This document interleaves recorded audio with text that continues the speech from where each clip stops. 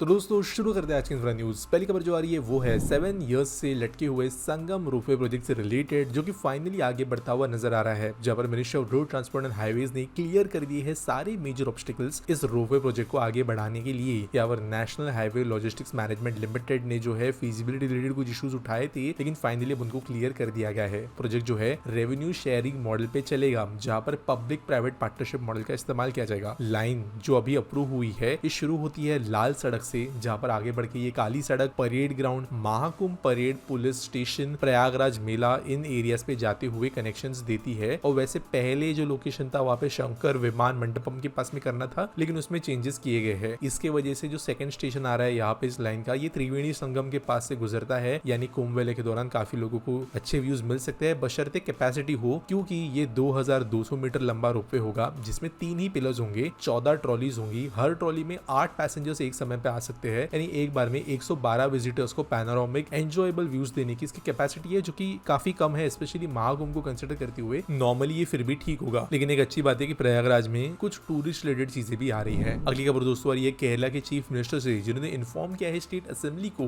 कि 2 metro projects को जो है आगे बढ़ाया जाने वाला है। ये मेट्रो प्रोजेक्ट्स है कोझिकोड और तिरुवनंतपुरम के अंदर, और इनको एग्जीक्यूट किया जाएगा कोची मेट्रो रेल लिमिटेड के द्वारा। 2017 में वैसे प्लान्स को रिवाइज किया गया था, अप्रूवल मिला था, सेंट्रल गवर्नमेंट ने भी अप्रूवल दिया था, लेकिन कई चीजों के चलते काम आगे ज्यादा नहीं बढ़ रहा था। हालांकि तिरुवनंतपुरम में प्रिलिमिनरी वर्क ऑलरेडी कमेंस हो गया था, जहां पर श्री करियम फ्लाईओवर के साथ में कंस्ट्रक्शन शुरू हुआ था, लेकिन बाकी कॉरिडोर के ऊपर काम बहुत बचा हुआ था। पेपर वर्क के हिसाब से भी इन चीजों को क्लियर आउट करते हुए काम ज्यादा तेजी से शुरू होगा, और कोझिकोड को भी एक मेट्रो मिलेगी। इस वजह से केरला के अंदर 3 मेट्रो लाइन फ्यूचर में होगी, एक कोची, दूसरी तिरुवनंतपुरम और तीसरी कोझिकोड में। हालांकि दूसरे शहर का एक्सपेंशन भी कभी ना कभी देखने मिलेगा। अगली खबर दोस्तों और ये उत्तर प्रदेश से, जहां के चीफ मिनिस्टर के द्वारा जालौन डिस्ट्रिक्ट में विजिट किया गया है, और 1706 करोड़ रुपए के टोटल प्रोजेक्ट जो है वो लोगों के लिए समर्पित किए गए हैं। कई सारे प्रोजेक्ट्स यहाँ पे है, रोड, इलेक्ट्रिसिटी, वाटर, एग्रीकल्चर वाले, जहां पर मिशन शक्ति, agricultural machinery, anti Romeo squad, ये कई प्रोजेक्ट जो है लोगों को समर्पित किए गए हैं। बात करें मेजर प्रोजेक्ट्स की, तो सिहारा पाल Sarsai Rajpur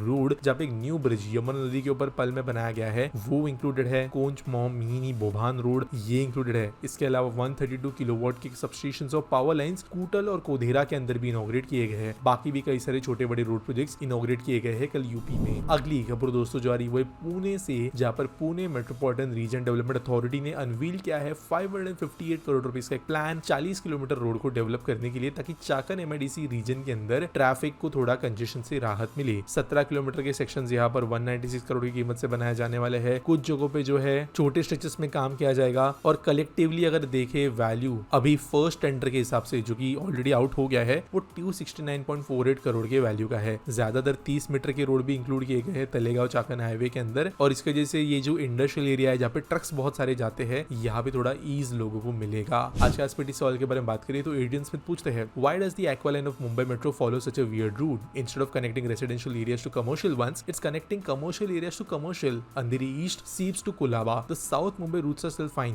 but stations like RAJ are quite literally in the middle of nowhere. Even BKC station is situated a good 15-20 minutes walk from the most important places, with no proper pedestrian walkways and horrible last mile connectivity, lack of bus stops and presence of rickshaw mafia in BKC. मैं इस सवाल को थोड़ा उल्टा answer करता हूँ। पहली बात, ये बात सच है कि मेट्रो 3 के अंदर जो पेडेस्ट्रियन इंफ्रा बाहर देना चाहिए था वो स्टैंडर्ड्स का नहीं है। हालांकि मेट्रो की बात करें या MMRCL की बात करें तो उनके हाथ में भी नहीं है ये मेजरली BMC का काम रहेगा, लेकिन ये चीजें जो है पहले से अच्छे से प्री प्लान होनी चाहिए थी विद कंसल्टेशन ऑफ BMC। बात करें उसके पहले वाले पॉइंट की, BKC स्टेशन गए तो हाँ, BKC स्टेशन करेंटली जो मेजर बिल्डिंग्स है, कैपिटल हो गया, भारत डायमंड बोर्स हो गया, इसके काफी दूर है, काइंड ऑफ नाले के या मीठी नदी के दूसरे पार है। लेकिन अगर हम BKC के ओवरऑल प्लान को देखें तो जहाँ पे ये स्टेशन मौजूद है ना, वहाँ पे मेजर डेवलपमेंट बाकी है BKC का। रिसेंटली प्लॉट्स वगैरह जो है वो ऑक्शन किए गए हैं, नया कोर्ट वहाँ पे आ रहा है, वहाँ पे मेजर यूनिवर्सिटीज आ रही है। तो फ्यूचर में जब BKC कंप्लीट होगा तो ये स्टेशन काइंड ऑफ मिडल में होगा पूरे BKC के। एट द सेम टाइम जो येलो लाइन है, लाइन 2B, वो BKC के अंदर मेन वाला जो अभी वाला BKC है, G ब्लॉक जिसे कहते हैं, वहां से गुजरती है, तो वो कनेक्शन बन जाता है BKC के साथ में। दूसरा, बात करें लाइन के रूट की कमर्शियल टू कमर्शियल है, यार ये one of the most feasible line है पूरे मुंबई की। अगर आपका घर वहां पे नहीं है और आपको पॉइंट टू पॉइंट भी जहां जाना है, अगर वहां पे कनेक्शन नहीं है, तो इसका मतलब ये नहीं कि रूट खराब है। कल पहला दिन था कमर्शियल ऑपरेशंस का, जहां पर 1.56 लाख लोगों ने इस लाइन का इस्तेमाल किया गया तो ऑब्वियसली ये दिखता है कि कितनी डिमांड थी इस रूट की। जो बीच के एरियाज है सांता क्रूज के अंदर, धारावी के अंदर, वोरली के अंदर, दादर के अंदर, ये मेजर रेसिडेंशियल एरियाज भी है। गिरगांव वगैरह भी काफी मेजर रेसिडेंशियल एरियाज है जो आज के पहले अनकनेक्टेड थे। इसके पहले की अगर मैं बात करूं तो जो RAJ वाला स्टेशन है ये कहा जा रहा है क्वाइट मिडल ऑफ नोवेयर है। देखो मेट्रो पैरेलल नहीं बनानी होती है रेलवेज की, वहां बनानी होती है जहाँ पे कनेक्टिविटी नहीं है। जो करेंटली JVLR की खराब हालत है वो इसलिए है क्योंकि जोगेश्वरी और कांजूरमार्ग साइड से लोगों को ट्रैवल करना पड़ता है रोड के थ्रू, जो कि कंजेशन को बढ़ाता है। तो जरूरी है कि जहाँ कनेक्शन